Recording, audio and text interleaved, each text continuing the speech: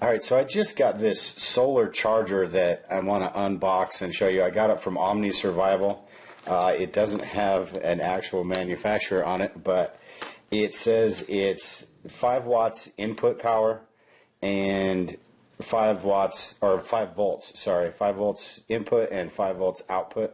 So I'm going to unbox this. It also says that it's suitable for charging iPhones, iPads, Android phones, GPS devices, cameras, etc. Super waterproof and dustproof, strong shockproof and drop resistant. It built-in full 5,000 milliwatt hour lithium polyester battery. So we're going to open this up and see what it looks like. And it looks like I just pulled this out and it's actually charged, or who knows how much. But so we'll unbox this and then I'm going to put it to use. And in the second half of this video, we'll see, you know, kind of how it actually works. But let's see. Pulling it out, it's got a carabiner. Seems decent enough. Who knows? It's got the USB port, and it looks like just a regular micro USB with the regular USB, and it's also got this adapter for the larger, the older iPhones. You can probably buy adapters for the newer iPhones and whatever you need. This seems like, you know, some made in China stuff, but you know, we'll see how it holds up, how it lasts. The charger itself seems pretty. It's got the soft edge here. You got the 2 ports for the adapters. On this side, you've got another USB port, which could be come in kind of handy depending on how this setup works. If it's kind of like a run through. Turn the power off, or I guess it's got a flashlight. That's not power off. Got a flashlight. Pretty neat, I suppose. A little gadgety, but always good to have a flashlight. I'm not sure exactly what that means right now, but with the blue lights flashing, but I'll read all that and find out. The solar panel seems pretty decent. Kind of like a, you know, like a cell phone, I suppose. If you dropped it, it wouldn't crack or anything. Seems pretty decent. The case seems okay.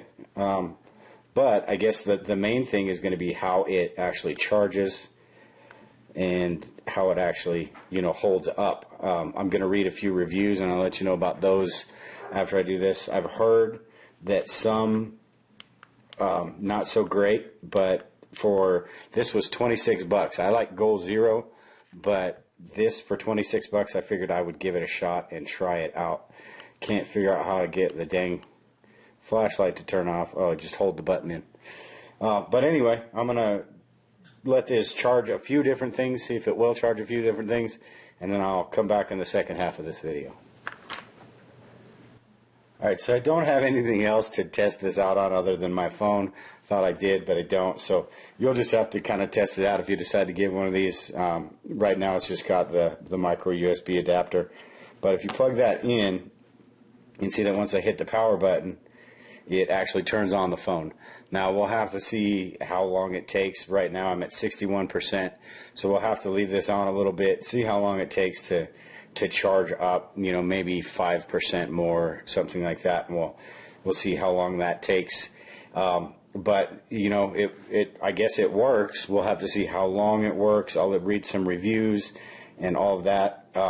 Again, you can actually plug this side in to the wall or your computer, and this will charge with that as well as the solar panel as well. So this is kind of cool. I mean, it's like I said, I like the Goal Zero stuff, but if you're looking for the lower cost range, I think this is pretty decent. As long as you're not gonna, if you're gonna be using it a lot, you might as well go with the Goal Zero. But what we'll do is we'll let this charge for a little bit, and then I'll come back and then we'll talk about how long it took to charge. And then I'm going to read some reviews and see what else there is about this. I think I have to hit the power again. Yep. So we'll let this go for a bit and see how it goes. Alright, so believe it or not, it's been a couple days since the beginning of this video. and I've charged this a couple different ways. You can see it's fully charged right now with all 4 blue lights. I charged it in the sun to see if the solar panel, how well that worked, and I also hooked it up. If you just reverse this and hook this edge up to this and then this USB adapter to your computer, you can charge it by your computer or an outlet. But the solar panel, it did charge all the way. Some of the reviews I had read said that the complaints were that it didn't charge very well. This one took a couple days actually. It took the first 8 hours. I drained it all the way empty, and it took about 8 hours to get it up to about 75, and then the next day, about an hour or two to get it up to that 100%. But it did go, as far as this tells me anyway, all the way to 100%. Then I drained it again using this. It took about 2.5 hours to completely charge my phone from almost zero. So, not too bad, and it actually charged almost the exact amount that energy that this had in it charged my phone. So on the computer, this charged. It was about 2.5 hours, 3 hours that it took to charge this thing. So not terrible if you have it hooked up in your car. Say you would have an adapter for a car battery or the lighter plug-in. Not too bad. My main concerns are this solar panel right here. This covering is like a hard plastic. It's not glass, and I don't think I'd want it to be glass, but I think I'd rather have something a little stronger. So as far as its durability, I don't know how long this is going to last, and that's one of those things where when you pay for the cheaper stuff, you're paying for cheaper stuff, basically. In a survival situation, this would do in a pinch. This might do pretty well for extended period of time.